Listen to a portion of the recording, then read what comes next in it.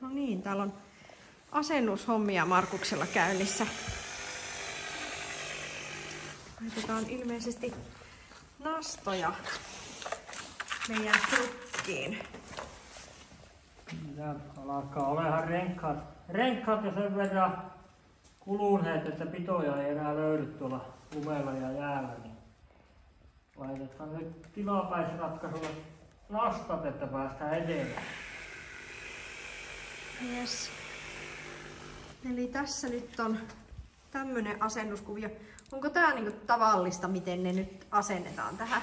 Tässä nyt jouduthan tekemään pieni poikkeus sen takia, että todennäköisesti jos keskemmälle laittaisin, niin ilmat tulisi renkkaasta pihalle, niin laitetaan tänne ihan reunaan nyt vai rivi menehän, että säästytään rengassulukeisilta. Mihinkä kohtaan niitä sitten voisi semmoisessa paremmassa renkaassa laittaa? Jos minä itse laittaisin uuteen renkaaseen, niin mä laittaisin kolme eri riviin per puoli, eli yhteensä 6 eri riviä tulisi per rengas, niin silloin todennäköisesti pitoteho olisi paljon parempi. Joo. Minkälaiset nastat tässä nyt tulee tänne? Tähän tulee iGripin 18 milliä.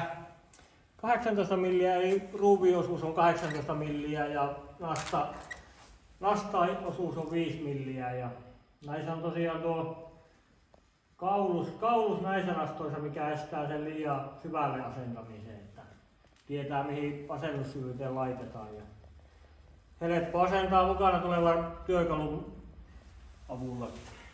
Joo, eli se on siellä paketissa mukana. Se tulee paketissa mukana. Joo, normaalilla porakoneella voi sitten. Normaali porakone-istukka vaatii 13 mm istukan, mutta nykypäivänä joka porakoneesta löytyy se. Aivan. No joo, nyt on yksi rengas valmis ja moneenko laitetaan?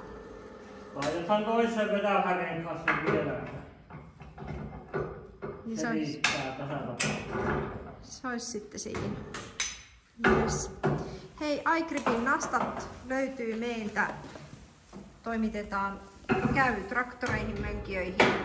Mihin nyt vaan ketjuja käytetään yleensä, niin sinne käy nastatkin. Löytyy sekä nastoja että ketjuja.